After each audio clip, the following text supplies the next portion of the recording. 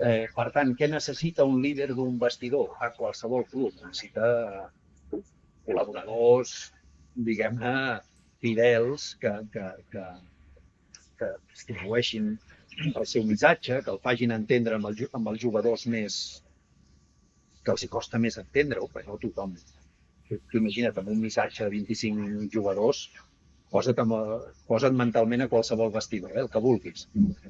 Tu veus molt clar que n'hi ha uns quants que entenen el missatge clarament, d'altres que surten dient no sé què m'ha volgut dir, d'altres que no l'han entès i d'altres que ni l'han escoltat. No? Això és així, a qualsevol vestidor. Per tant, què necessites? Necessites capitans que, que redrecin, que els que no han escoltat els hi expliquin una mica, que els que tenen dubtes també els hi aclareixin aquests dubtes, etc. Per tant, clar, tu necessites doncs això, figures d'aquest tipus, no?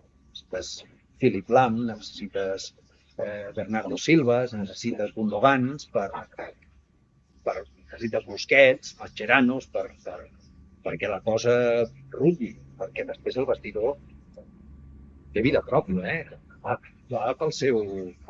O sigui, els entrenadors poden dir blanc, però els vestidors tenen vida pròpia.